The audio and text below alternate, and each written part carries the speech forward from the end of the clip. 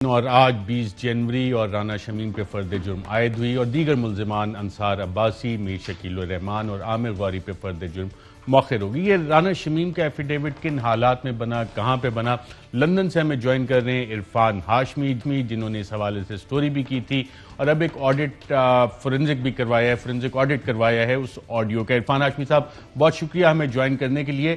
ناظرین کو آپ بتانا چاہیں گے کہ ایفیڈیوٹ رانا شمیم کا کن حالات میں بنا اور آپ نے کیا چیزیں سامنے لے کے آئے ہیں جس کے اب ایویڈنسز آپ کے پاس موجود ہیں؟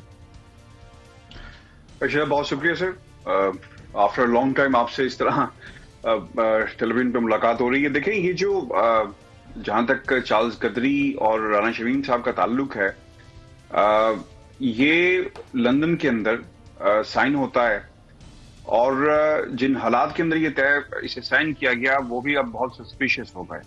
یہ کن حالات میں سائن کیا گیا اور کدھر سائن کیا گیا؟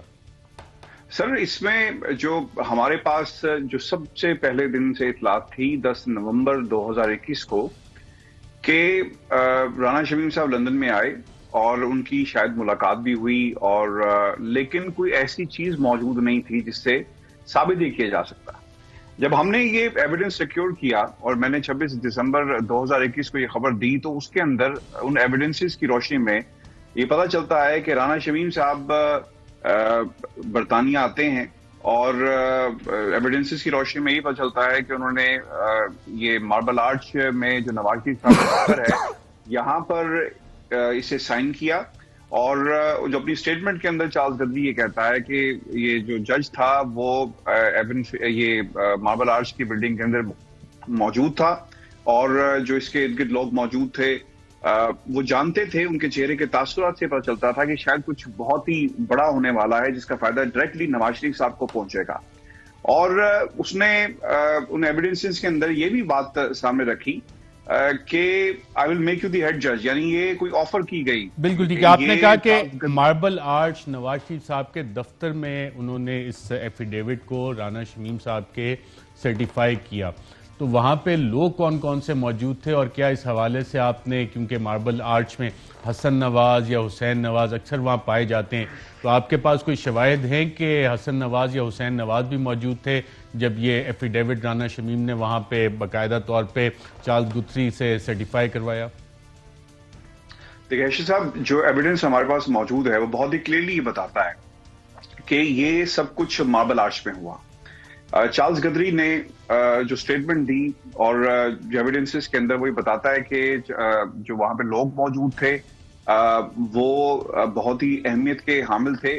نام ڈائریکٹلی اس طرح نہیں لیا گیا، لیکن یہ ہمیں ضرور یاد رکھنا ہوگا کہ اتنا امپورٹنٹ پیپر سائن ہونے جا رہا تھا۔ یہ کیسے ممکن ہے کہ نون لیگ کے کوئی عام ورکر جو ہوں گے وہ آس پاس موجود ہوں گے؟ اور پھر چارلز قدری نے جو اپنی سٹیٹمنٹ میں یہ بھی بتایا کہ I will make you the head جج۔ اب یہ جو فیصلے ہیں یہ کچھ ایسا ممکن نہیں ہے کہ عام لوگوں کے سامنے ہی کیے جائیں۔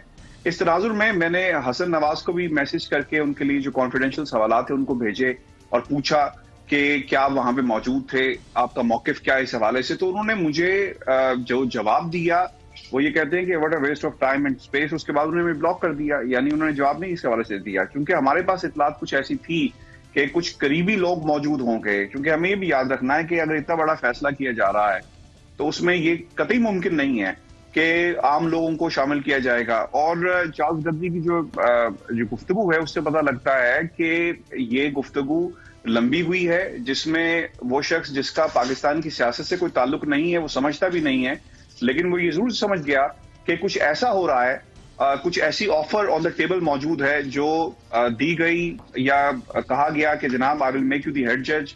بالکل ٹھیک ہے، وہ تو ہم آڈیو سنا رہے ہیں عرفان ہاشمی صاحب، کیونکہ آپ نے اس پہ کافی محنت بھی کی اور بہت پرٹیننٹ اور انٹیلیجنٹ کویسچنز آپ نے اس حوالے سے ریز بھی کی ہیں۔ رانا شمیم صاحب کا یہ جو ایفیڈیوٹ ہے یہ ان کو لکھا لکھایا دیا گیا یا رانا شمیم نے خود یہ باتیں بولی، یا لکھا ہوا ایک ڈاکومنٹ تھا جس کے اوپر سگنیچرز ہوئے؟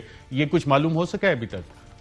دیکھیں، یہ میں نے اس حوالے سے فون کے اوپر چارلز قدری کے سامنے کوشچن رکھا تھا کہ یہ پیپر آپ کے پاس موجود تھا، پہلے سے موجود تھا، جب آپ پہنچتے ہیں یا پرنٹ ہو کر آتا ہے کیا؟ تو اس پہ وہ خاموش رہا۔ اور پھر اسے یہ بھی سوال کیا گیا کہ کیا یہ لیک کیا گیا آپ کے دفتر سے؟ تو اس پہ اس نے مجھے ٹیلی فون کے اوپر یہ کہا تھا کہ یہ پاسبل نہیں ہے، اور اس نے آگے سے نو کمنٹس کہہ کے فون بند کر دیا۔ اب اس میں تیار کہاں پہ ہوا، کیسے ہوا، یہ تو ڈیفینیٹلی بڑا امپورٹنٹ سوال ہے، اور جب تک جو فیکٹس ہمارے پاس موجود ہیں، جو ایویڈنس سجیسٹ کرتا ہے، اس کے اندر یہ کوشچن کو ہم نے ان کے سامنے بھی رکھا. لیکن سب سے امپورٹنٹ بات یہ ہے ارشد صاحب کہ یہ اٹس اے کوئنسیڈنس کہ ایک بندہ برطانیہ اترتا ہے اور سیدھا اس کی اپوائنٹمنٹ جو ہے چارلز گدری کے ساتھ آٹومیٹکلی تیار ہوتی ہے، جس نے یہ بہت ساری سسپیشس کو ریز کیا، and that actually lead to all this investigation. Paper پہلے سے تیار تھا، کس نے تیار کیا، لیکن یہ بات ضرور ایویڈنسز کی روشنی میں چلتا ہے کہ یہ آدھے گھنٹے کی ملاقات نہیں تھی، چونکہ اتنی باتیں جو ایک شخص کو آفر کی جا رہی ہوں وہ یقیناً ایک لمبی ڈسکشن میں جو ہے وہ سامنے آتی ہیں. بیکاز چارلز گدری آتا، اسے نوٹرائز کرتا اور چلا جاتا، اس سے زیادہ کیا ہونا تھا. لیکن یہ ملاقات لمبی ہوئی ہے، جس کی بنیاد کے اوپر چارلز گدری نے تمام اسٹیٹمنٹ جاری کی کہ کچھ امپورٹنٹ تھا جو آفر کروایا گیا اور اس کا فائدہ نواز شریف صاحب کو ہو رہا تھا پہلے سے بالکل ٹھیک. تھا. اچھا، چارلز گتری کا جو لندن میں دفتر ہے، وہاں پہ اسی بلڈنگ میں کسی میڈیا ہاؤس کا بھی دفتر ہے؟ جی بالکل، یہ خبر میں نے ہی ڈسکور کی، اور کیونکہ میرے پاس یہ خبر تھی، میں اس بلڈنگ میں بھی گیا. 8 ڈنکن اسٹریٹ کے اندر فرسٹ فلور کے اوپر چارلز گدری کا آفس ہے، اور پھر اس کے اوپر جو ہے پاکستان کے میڈیا ہاؤس کا بھی دفتر ہے. اور میں نے اس حوالے سے وہاں کی جو اس کا نام بتا سکیں گے آپ میڈیا ہاؤس کا؟ جیو کا آفس ہے، اور میں نے پھر وہاں پہ جو یہاں کے نمائندے ہیں مرتضی علی شاہ، میں نے ان سے فون پہ بات بھی کی، اور میں نے ان سے پوچھا بھی کہ میں یہاں پہ آپ سے ملنے آیا ہوں، تو آپ کہاں پر موجود ہیں. تو انہوں نے بتایا کہ لاک ڈاؤن کی وجہ سے ورک فرام ہوم چل رہا ہے، لیکن انہوں نے کنفرم کیا کہ یہ بلڈنگ میں موجود تھے. اور غالباً یہ مجھے اس وقت سر دست یاد نہیں، لیکن جو ان کا پرانا آفس تھا لندن برج کے اوپر، جب وہاں پہ آگ لگتی ہے تو یہ اس بلڈنگ میں اس وقت جو ہے وہ شفٹ ہوئے. اور میں نے اس وقت بھی یہ سوال ریز کیا تھا کہ یہ ممکن کیسے ہے کہ چارلز گدری بھی اس بلڈنگ کے اندر موجود ہو، وہ آتا ہو، یہ لوگ جاتے ہوں، اور جو ان کے کامن ہالز ہیں کہ ان کی ملاقات اس سے نہ ہوئی ہو. تو یہ سوالات کے جوابات ہم نے پہلے بھی ان سے مانگنے کی کوشش کی، اور انہوں نے جواب بھی دیا کہ ان کی ملاقات ہوتی رہی ہے. ان کو پہلے بھی جانتے ہیں، اور انہوں نے مجھے کنفرم بھی کیا کہ ہائی کمیشن کے اندر یہ ان سے مل بھی چکے ہیں. تو یہ اس بلڈنگ کے اندر جہاں پہ یہ آفس موجود ہے، چارلز گدری کا بھی آفس اسی بلڈنگ کے اندر موجود ہے.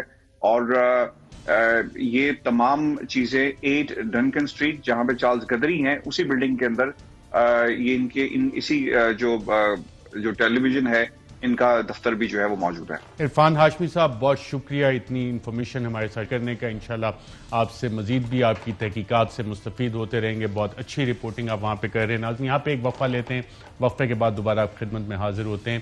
اور یہ کس طرح کا دھندا ہے جس میں ایزی لوڈ کے بعد بہت سارے کام ہو جاتے ہیں. اہم ترین خبریں اب ایک کلک کی دوری پر. آپ کے پسندیدہ ٹاک شوز ہوں یا اہم ملکی یا غیر ملکی شخصیات کی نیوز کانفرنسز، ہر لمحہ باخبر رہنے کے لیے سبسکرائب کریں ہمارا یوٹیوب چینل. موسم کی صورتحال ہو یا کھیل کے میدان سے خبریں، اپنے موبائل فون سے ملکی اور بین الاقوامی اہم خبروں تک رسائی کے لیے ڈاؤن لوڈ کیجیے موبائل ایپ. باوثوق ذرائع سے مصدقہ خبروں، تجزیوں اور تبصروں سے مستفید ہونے کے لیے وزٹ کیجیے پاکستان کی سب سے بڑی نیوز ویب سائٹ www.arYnews.tv. ان سب کے علاوہ پاکستان کا سب سے بڑا فیس بک پیج ہو، سب سے بڑا نیوز انسٹاگرام اکاؤنٹ یا پھر ٹویٹر، ARY نیوز پہنچا رہا ہے خبریں سب سے پہلے آپ تک، تاکہ آپ رہیں ہر لمحہ باخبر.